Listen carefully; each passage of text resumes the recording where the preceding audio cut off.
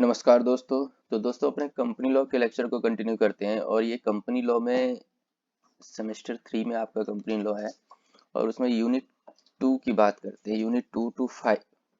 ठीक है, अभी थोड़ी सी हेल्प चाहिए आपकी। अगर आपने 45 50 45 लेक्चर तक अगर देख लिया है तो मुझे थोड़ा सा गाइड कीजिए कि मैंने इसमें कौन कौन सा कवर किया है। मेरे अकॉर्डिंग मैंने मेमोरेंडम, एसोसिएट आर्टिकल, प्रोस्पेक्टस और शेयर्स का चैप्टर फिनिश कर दिया है। अगर कुछ रहता है तो प्लीज एक बार कमेंट बॉक्स में बता दीजिएगा। तो आज हम शुरू करते हैं कंपनी मैनेजमेंट। ठीक है, तो अब ये कंपनी मैनेजमेंट के चैप्टर पे चलते हैं। ये चैप्टर नंबर 5 है, सेकेंड मॉड्यूल का। तो कौन से पेज पे है?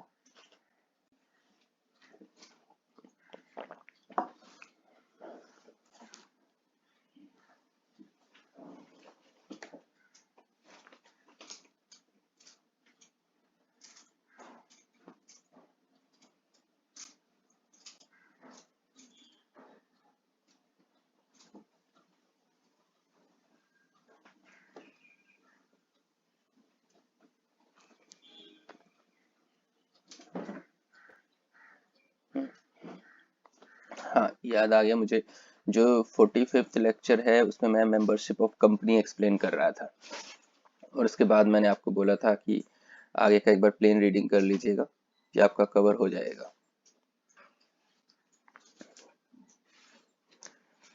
ठीक है, ये थोड़ा सा एक प्लेन रीडिंग कर सकते हैं, इतना इम्पोर्टेंट नहीं है ये पूरा का पूरा रजिस्टर वाला चैप्टर। हम आज एक फ्रेश शुरुआत करते हैं।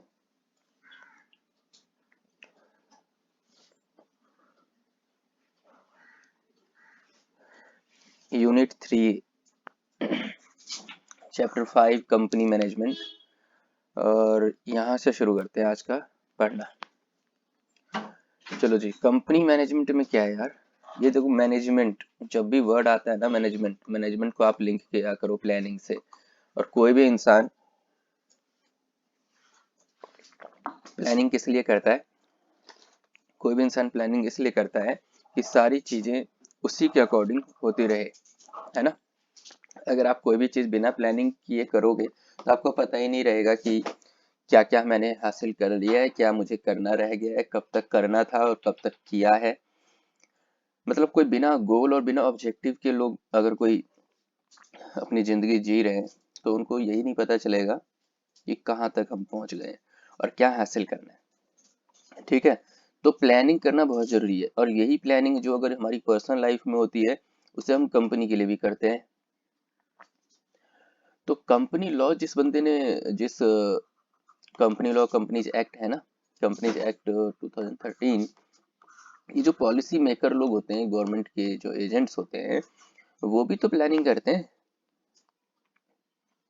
वो जो प्लानिंग करते हैं ना, तो वो पॉलिसी बोल देते हैं उसको कि भैया अब ये पॉलिसी हो गई, और उसको वो एक्ट में लिख देते हैं और उसी एक्ट को वो किसी किसी सेक्शन में लिख देते हैं और हम उस सेक्शन को पढ़ते हैं। ठीक है, तो देखते हैं इस चैप्टर में हम क्या क्या पढ़ेंगे। Introduction to concept, meaning of director, okay, legal position of director, number of director, classification under the companies act, further classification of director, appointment of directors, director identification number, disqualification for appointment of director, removal of director, power of director, duties of director, key managerial personnel। देखो, अगर मैं in short बोलूँ ना, इस पूरे के पूरे chapter में सारी बातें जो हो रही है ना, वो डायरेक्टर से रिलेटेड हो रही है। तो अब अपने माइंड में हमें एक फ्रेम कर लेना चाहिए कि यार इस चैप्टर में हम कुछ भी जो पढ़ेंगे, जो इसका कॉन्टेक्स्ट रहेगा वो डायरेक्टर के लिए रहेगा। ठीक है, चलो जी, डायरेक्टर का मतलब पता कर लेते हैं। वैसे मेरे फादर की एक कंपनी थी, बहुत साल पहले उन्होंने बनाई थी, उसमें मैं भी डायरेक्टर था। तो ना, डायरेक्टर के लिए एक बेसिक क्राइटेरिया तो ये भी है कि भाई 18 साल से ऊपर का बंदा होना चाहिए। तो मैं काफ़ी यंग एज में ही, अराउंड 21 ईयर में मैं डायरेक्टर बना था पापा की कंपनी में। तो डायरेक्टर बनने के बाद मैंने कंपनी के सारे एक्टिविटी, सारे जो कंपनी एक्शन कर रही है, कंपनी की जो काम है, उन सबको देखना शुरू किया। तो भाई मैंने पढ़ा, अपना कॉमर्स पढ़ाई की थी, तो अपनी लाइफ में तो हम उसको यूज करेंगे ना। देखो, मैं तो कॉमर्स को सबसे अच्छा सब्जेक्ट इसलिए भी मानता हूँ कि हम इसमें जो भी पढ़ते हैं ना, वो सेम टाइम अपनी लाइफ में हम अप्लाई करके देख लेते हैं। थोड़ा बहुत साइंस और उसमें आर्ट्स में थोड़ी दिक्कत है कि अब साइंस में अगर कोई इंजीनियर बन रहा है बंदा या डॉक्टर बन रहा है बंदा, तो डॉक्टर में उसने पढ़ा कि हार्ट की सर्जरी ऐसे करते हैं, तो वो घर पे आके ट्राई थोड़ी ना कर सकता है किसी का दिल निकाल के उसकी सर्जरी शुरू कर देगा, नहीं हो सकता है ना। लेकिन कॉमर्स में ये है कि मैंने पढ़ा कि डायरेक्टर ऐसे ऐसे बनते हैं, मैं भी बना उसमें। और फिर अकाउंट्स मैंने पढ़ा हुआ था, अकाउंट्स, कंपनी लॉ, ये सब। तो मैंने पापा से बोला कि मैं ये अकाउंटिंग करूंगा सारा आपकी कंपनी का, तो एक ऐसा डायरेक्टर जो अकाउंटिंग का भी काम देखेगा। तो मैंने अकाउंटिंग और करना शुरू किया, फाइनेंशियल प्लानिंग और बनानी शुरू की। तो मैंने बोला पापा ये तो लॉस मेकिंग कंपनी है, हमें तो इसे बंद कर देना चाहिए, आप इसको जितना ज्यादा करेंगे आपके लॉसेस बढ़ते चले जाएंगे। उन्होंने शॉक्ड हो गए, वो कैसे बता रहा है। तो मैंने देखा वहां पे कोई प्रॉपर रिकॉर्ड ही मेंटेन नहीं कर रहा था। बताओ यार, जिस कंपनी में अकाउंटिंग ही नहीं होगी, वहां तो पता नहीं चलेगा ना कि क्या चल रहा है, नहीं चल रहा है, पैसा आ रहा है, पैसा जा रहा है। अल्टीमेटली बिजनेस का ऑब्जेक्टिव प्रॉफिट कमाना भी तो है। हम्म, तो फिर पापा को मैंने सारे प्रोजेक्शन, सारी कंप्यूटेशन, सारी अकाउंटिंग करके दिखाई, तो उन्होंने बोला यार ये तो सही बात है। तो सबसे पहले मैंने ही रिजाइन किया। उसके बाद मैंने डिसीजन ले लिया, पापा को बोल दिया कि भाई इसको आप जल्दी जल्दी बंद कर दो। तो ये डायरेक्टर क्या है? Director appointed to the board of a company. कोई भी बंदा, एक कोई भी कंपनी में, जैसे हम पहले भी पढ़ चुके हैं कंपनी लॉ में, प्राइवेट लिमिटेड बनाने, कंपनी बनाने के लिए कितने डायरेक्टर की जरूरत है, कंपनी लॉ बनाने के लिए, कंपनी मतलब जो लिमिटेड कंपनी बनाने के लिए कितने डायरेक्टर, प्राइवेट लिमिटेड कंपनी में कितने मेंबर की जरूरत है, पब्लिक लिमिटेड कंपनी में कितने मेंबर की जरूरत है। तो मेरी कंपनी जो थी वो प्राइवेट लिमिटेड थी, कम से कम दो या उससे ज्यादा तो होनी ही चाहिए ना। तो मैंने जब रिजाइन किया तो मैं कैसे अपॉइंट हुआ था? मैं एक director appointed to the board, पहले से ही कंपनी में एक बोर्ड ऑफ डायरेक्टर हुआ करती थी, उसमें बस मैं ऐड हो गया था। अब बताओ, इस डेफिनेशन से तो ज्यादा एक्सप्लेनेशन हुआ ही नहीं कि डायरेक्टर क्या है। भाई बस एक डायरेक्टर जो अपॉइंट हो गया बोर्ड ऑफ द कंपनी में। Therefore define director as those person who are appointed to direct and supervise the affair of the company। ऐसा व्यक्ति जो अपॉइंट हुआ है कंपनी के अफेयर्स। देखो ये अफेयर्स कौन से हैं? अफेयर्स ना एक्टिविटी को बोलते हैं, ये दूसरे अफेयर मत समझ लेना आप, ठीक है। तो एक्टिविटी, कंपनी क्या काम कर रही है उसको अफेयर्स बोलते हैं। तो उसको सुपरवाइज करने वाला बंदा, सुपरवाइज करने के लिए किसी बंदे को आपने अपॉइंट किया, तो वही क्या है? डायरेक्टर है। तो क्या सर जितने भी बंदे को अपॉइंट कर लेते हैं सुपरविजन करने के लिए वो डायरेक्टर, जैसे किसी मैनेजर को अपॉइंट कर लिया वो डायरेक्टर बन जाए? नहीं यार, बोर्ड ऑफ डायरेक्टर में अगर उसकी अपॉइंटमेंट हुई है तभी वो डायरेक्टर कहलाएगा। चलो, आई थिंक क्लियर है ये। अब चलते हैं legal position of director. Sir ये डायरेक्टर की लीगल पोजीशन क्या है? मैं किस पोजीशन में कंपनी में काम कर रहा था? तो पहली बात तो ये, डायरेक्टर एज एजेंट्स हो सकते हैं कंपनी के बिहाफ पे। कंपनी के बिहाफ पे यार, कंपनी एक आर्टिफिशियल लीगल एंटिटी है, ठीक है। तो कंपनी तो खुद बोलेगी नहीं चलो मेरे लिए माल परचेज करके लाओ, मेरे लिए बेच के आओ, नहीं। तो कंपनी के बिहाफ पे ये डायरेक्टर्स काम करते हैं, डायरेक्टर्स एक्शन लेते हैं, डायरेक्टर्स दूसरों को काम देते हैं। तो ये क्या होते हैं? ये एजेंट होते हैं कंपनी के, जो कंपनी के बेनिफिट में काम करते हैं, ठीक है। Director as trustee. ट्रस्टी कौन से बंदे होते हैं? जैसे ही एजेंट का काम होता है वैसे ही ट्रस्टी का काम होता है। बस एजेंट डेली के काम वाम में भी देखता रहता है, और जो ट्रस्टी होते हैं ना, कंपनी के एसेट को ध्यान में रखते हैं कि कंपनी की जो संपत्ति है उसका कोई गलत इस्तेमाल ना करे। तो डायरेक्टर एज ट्रस्टी भी अपॉइंट हो सकता है, और एक एज मैनेजिंग पार्टनर हो सकते हैं। एजेंट और ट्रस्टी के अलावा एक ऐसा डायरेक्टर जो कंपनी में एम्प्लॉय की तरह काम कर रहा है, जिसे बोलते हैं managing director, whole time director. अभी मेरा छोटा भाई एक छोटा सा बिजनेस कर रहा है, उसमें सब कुछ छोटा भाई देख रहा है, तो वो एक तरीके से मैनेजिंग डायरेक्टर भी वही है, होल टाइम डायरेक्टर भी वही। मैं बस उसका अकाउंट्स और फाइनेंस देखता हूँ, ठीक है ना। तो मैनेजिंग पार्टनर जो होता है ना, वो सबसे इंपॉर्टेंट बंदा होता है, क्योंकि उसी के बेस पे कंपनीज एक्शन ले रही है, कंपनी पूरा काम कर रही है। आई होप आपको समझ में आ गया होगा, एक बार आप यार रीड कर लेना, ठीक है। Now number of directors, minimum number of directors to be appointed public company, मैंने पहले ही बोला लेक्चर के शुरुआत में कि पब्लिक कंपनी, प्राइवेट कंपनी में कितने डायरेक्टर होने चाहिए, कितने मेंबर होने चाहिए। तो पब्लिक कंपनी में 3 डायरेक्टर्स, और in case of private company 2 directors, and 1 person company में एटलीस्ट 1 डायरेक्टर, ये तो होने चाहिए। चलो, classification under the companies act, companies act में डायरेक्टर्स को कैसे क्लासिफाई किया गया है। भाई घर में भी तो क्लासिफिकेशन अलग अलग होती है ना बंदे की। अगर आप 4 भाई हो, जैसा हम 4 भाई हैं, तो हम चारों भाइयों की क्लासिफिकेशन अलग अलग है। किसी को नौटंकीबाज बोलते हैं, किसी को बदमाश बोलते हैं, है ना, किसी को नखरेबाज बोलते हैं, तो किसी को बहुत शांत बोलते हैं। तो वैसे करके सबकी क्लासिफिकेशन है, अपनी अपनी हरकतों से डिसाइड होता है। तो ऐसे कंपनी में भी क्लासिफिकेशन हो जाती है, एग्जीक्यूटिव डायरेक्टर और नॉन एग्जीक्यूटिव डायरेक्टर। ये जो एग्जीक्यूटिव डायरेक्टर होते हैं ना, ये कंपनी के, मैंने बोला ना, जान होते हैं, जान। ये बहुत मेहनत करते हैं, फुल टाइम डायरेक्टर होते हैं, मैनेजिंग डायरेक्टर होते हैं, इन्हीं के बेस पे कंपनी चल रही होती है। और ये जो नॉन एग्जीक्यूटिव डायरेक्टर होते हैं, ये होते हैं बाबू लोग, जो होल टाइम डायरेक्टर नहीं होते और मैनेजिंग डायरेक्टर भी नहीं होते, बस एक नाम के लिए एक रख लेते हैं, भाई चलो इतनी रिक्वायरमेंट है तो आपको भी रख लिया, ठीक है। चलो जी, फर्दर क्लासिफिकेशन ऑफ डायरेक्टर, अगर डायरेक्टर की हम फिर से क्लासिफिकेशन करें, पहले तो हमने एग्जीक्यूटिव डायरेक्टर और नॉन एग्जीक्यूटिव डायरेक्टर देख लिया, तो इतना तो दिमाग में आ गया कि सर एग्जीक्यूटिव डायरेक्टर बहुत ही काम का बंदा होता है। तो अब ये उसकी और क्लासिफिकेशन करें तो first director, resident director, women director, independent director, alternate director, additional director, small share holder director, nominee director, casual vacancy, ये सब आपस से थोड़ा सा बस दिमाग में रखने वाली चीज है, कुछ भी इसमें समझने वाला है ही नहीं। फर्स्ट डायरेक्टर क्या है, जो पहली बार, जो सबसे पहले डायरेक्टर बन गया। रेजिडेंट डायरेक्टर जो इंडिया में रहता है। वुमेन डायरेक्टर जो महिला है। इंडिपेंडेंट डायरेक्टर जिसका कंपनी से कोई लेना देना नहीं, कोई रिलेटिव नहीं है, बस एक अलग से हमने किसी बंदे को अपॉइंट कर लिया। अल्टरनेट डायरेक्टर, एक बंदा नहीं रहेगा तो दूसरी जगह दूसरा डायरेक्टर कैसे काम करेगा। एडिशनल डायरेक्टर भी इतने तो है ही, एक एडिशनल डायरेक्टर भी रख लिया। स्मॉल शेयर होल्डर डायरेक्टर, जिसके पास शेयर होल्डिंग थोड़ी कम है लेकिन फिर भी उसको डायरेक्टर हमने बना, मतलब शेयर होल्डर भी है, शेयर होल्डिंग की वजह से उसको डायरेक्टर बनाया।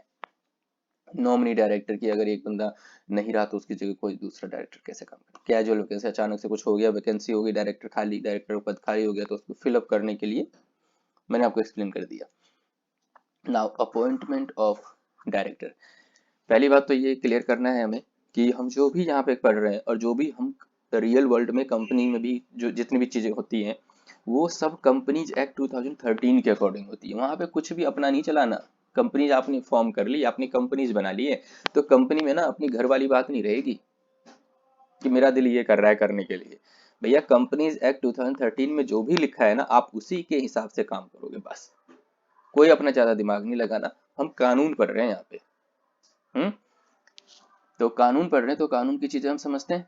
डायरेक्टर्स की अपॉइंटमेंट की बात हो रही है, चलो जी कर लेते हैं। फॉलोइंग टाइप्स ऑफ डायरेक्टर्स में बी अपॉइंटेड, कौन कौन से डायरेक्टर की अपॉइंटमेंट होती है। नाउ फर्स्ट डायरेक्टर की अपॉइंटमेंट, तो ये फर्स्ट डायरेक्टर की अपॉइंटमेंट से रिलेटेड चीजें section 152 of the act, act कौन सा, कंपनीज एक्ट 2013 में चीजें लिखी गई है। तो ये जो फर्स्ट डायरेक्टर होते हैं, मैंने बोला ना शुरुआत वाले बंदे, तो इनको ना ये मेमोरेंडम ऑफ एसोसिएशन, किसी भी कंपनी में memorandum of association, article of association पे जिस डायरेक्टर ने साइन किया, तो समझो भैया इन लोगों ने ही तो कंपनी बनाई है। तो जिस बंदे ने मेमोरेंडम ऑफ एसोसिएशन को सब्सक्राइब किया है, ये सब्सक्राइब मतलब कौन होते हैं यार, उनके साइन होते हैं मेमोरेंडम ऑफ एसोसिएशन में, इसलिए उनको बोलते हैं सब्सक्राइबर। जिसने मेमोरेंडम ऑफ एसोसिएशन पे साइन कर दिया ना, उसको हम बोलेंगे सब्सक्राइबर है ये बंदा। तो वही यार बताओ, किसी भी कंपनी की मेमोरेंडम इतना इंपॉर्टेंट डॉक्यूमेंट होता है और उस पर अगर किसी बंदे ने साइन किया तो समझ लो ना कंपनी उसी की है। तो association of company appoint the first director of the company. तो आर्टिक मेमोरेंडम ऑफ एसोसिएशन का जो सब्सक्राइबर है, वो ही बंदा अपॉइंट करता है फर्स्ट डायरेक्टर कंपनी को। In case it is not, then in situation article में फिर रूल बना देंगे फर्स्ट डायरेक्टर की अपॉइंटमेंट का। बस थोड़ा सा इतना ही है। नाउ सब्सिक्वेंट डायरेक्टर, ठीक है, फर्स्ट हो गया तो अगला director. Member of company will appoint, तो फिर ये member of company subsequent director को अपॉइंट करते हैं जनरल मीटिंग में। ये मेंबर कौन होते हैं कंपनी के? Share holders.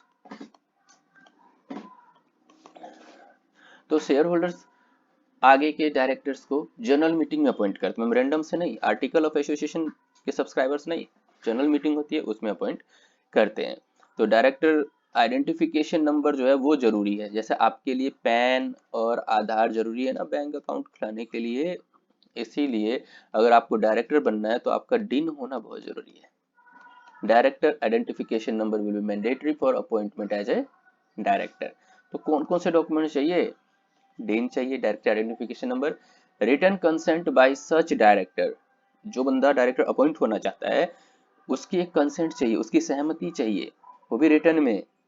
और वो जो है ना वो फाइल करो आप रजिस्ट्रार ऑफ कंपनी को 30 days of such appointment. Appoint कर लिया 30 दिन के अंदर अंदर वो रिटर्न कंसेंट फाइल कर दो, बता दो आप रजिस्ट्रार ऑफ कंपनी को।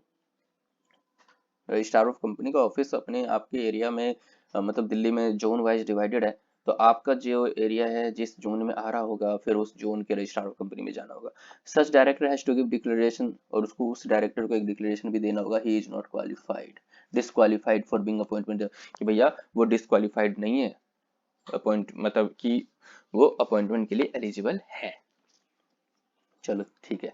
At least 2/3 of total number of directors are liable to be retired on rotational basis unless provided the article of association of the company। मतलब 2/3, समझ लो कितना 2/3 होता है। अगर 6 हैं डायरेक्टर तो इसका 2/3 निकाल लो, तो ये 4, कम से कम 4 डायरेक्टर जो है ना रोटेशनल बेसिस पे रिटायर होंगे, ये ऐसा आर्टिकल ऑफ एसोसिएशन में होना चाहिए। This rule applicable only on public company, लेकिन ये सिर्फ पब्लिक कंपनी पे एप्लीकेबल है, आपकी प्राइवेट लिमिटेड कंपनी पे एप्लीकेबल नहीं है। ठीक है सर। अगर retirement by rotation, retirement by rotation मतलब रोटेशन बेसिकली ये होता है कि एक सर्कल चलेगा, इस सर्कल में जो भी बंदा आगे फॉल होता चला जाएगा उसको रिटायर होना पड़ेगा, नया बंदा अपॉइंट होता चला जाएगा। तो this section is applicable on section 8 company, section 8 government company जो होती है, does not as well as but does not apply to government companies and its subsidy. Section 8 में एक्चुअली पीएसयूज होते हैं, जो स्पेशल कंपनीज होती हैं फॉर्म की जाती हैं उस पर एप्लीकेबल होती है, लेकिन गवर्नमेंट कंपनीज और एंड इट्स सब्सिडीज उस पर एप्लीकेबल नहीं होती है। This section states that every annual general meeting director shall retire on rotation। इसमें सेक्शन में लिखा गया है कि हर एक एनुअल जनरल मीटिंग में जो डायरेक्टर्स हैं वो रिटायर्स होंगे रोटेशनल बेसिस में। ये पीएसयूज पब्लिक सेक्टर अंडरटेकिंग होती हैं, पब्लिक सेक्टर अंडरटेकिंग। चलें आगे। Now resident director, at least one director of every company has to stay in India. वो बंदा इंडिया में हो, कितने 182 दिन या उससे ज्यादा किसी फाइनेंशियल ईयर में, वो बंदा क्या कहलाएगा? रेजिडेंट। अगर आप किसी कंपनी का डायरेक्टर बनोगे तो ऑब्वियस ही बात है आप तो रेजिडेंट ही डायरेक्टर कहलाओगे। वुमेन डायरेक्टर, भाई companies are required to at least one women in its board of director. देखो जी, महिलाओं को भी सम्मान मिले, महिलाओं को भी पूरा इक्वली मौका मिलना चाहिए।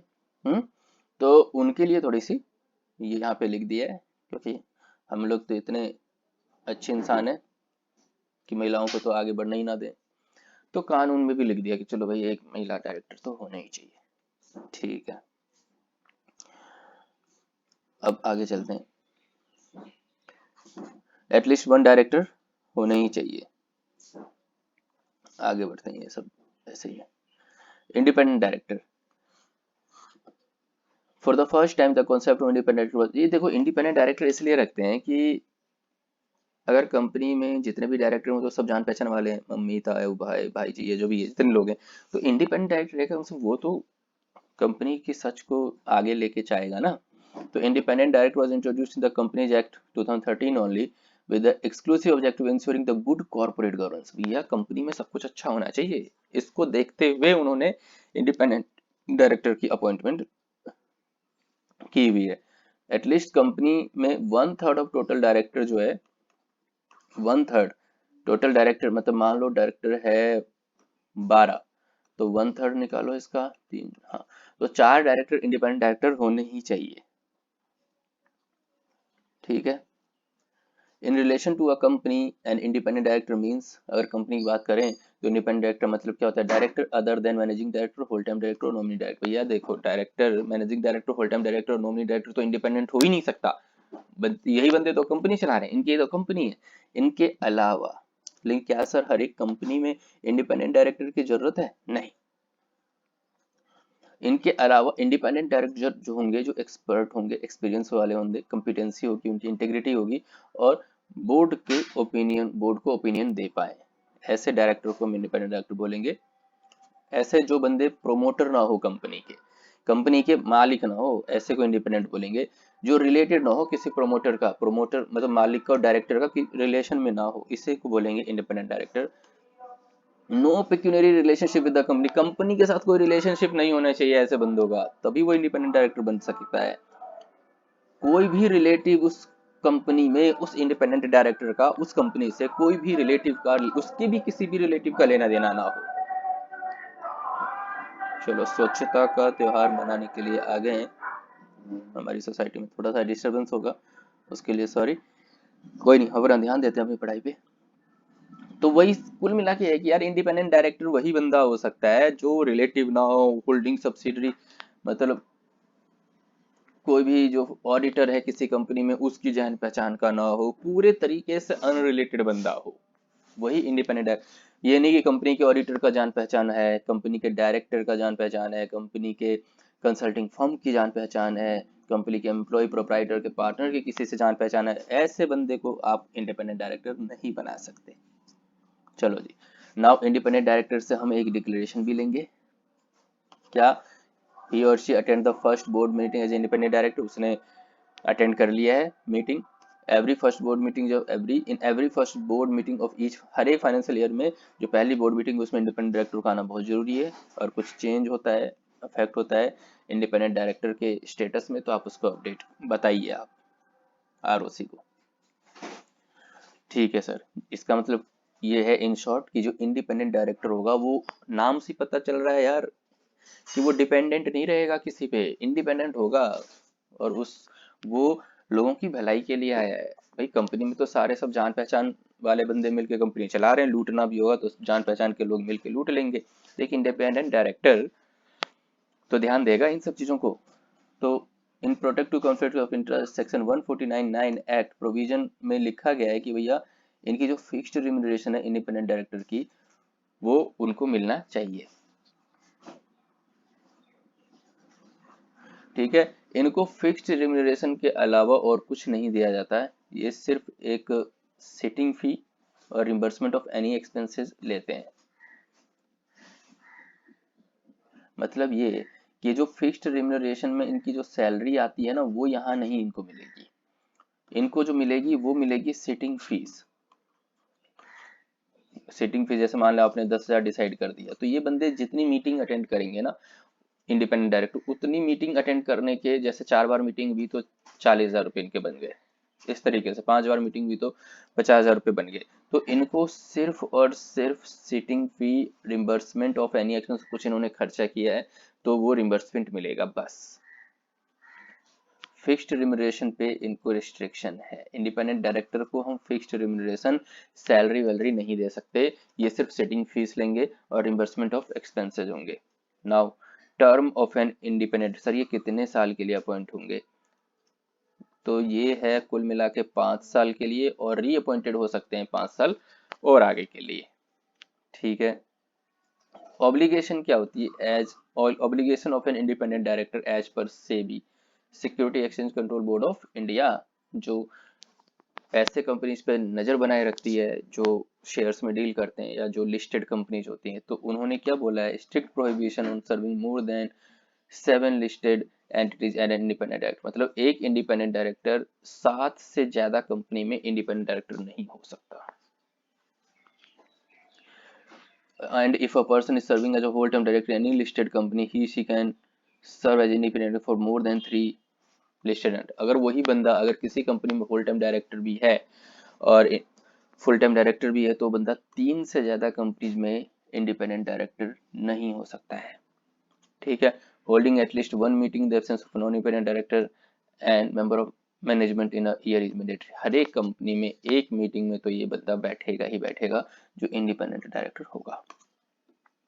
इंडिपेंडेंट डायरेक्टर सिर्फ is limited only to the subject of matters or direct knowledge where is act negligently। Independent director अगर कुछ गलती भी करता है तो वो सिर्फ उसी चीज के लिए लायबल होगा जो उसकी नेग्लिजेंसी, उसकी गलती की वजह से कुछ गलत हुआ है, या उसकी नॉलेज, उसको पता था ऐसा किया जा रहा है और उसने नहीं बताया, तो उसकी भी यह जिम्मेदारी बनती है। चलिए, retirement by rotation. Independent directors are not liable to retire by rotation. Rotation जो होती है ना एक सर्कल में कि भाई अब ये बंदा रिटायर होगा, ऐसा नहीं। इंडिपेंडेंट डायरेक्टर रोटेशन से रिटायर नहीं होंगे, वो अपना टर्म पूरा करके जाएंगे। अब आगे बात आती है स्मॉल शेयर होल्डर डायरेक्टर की।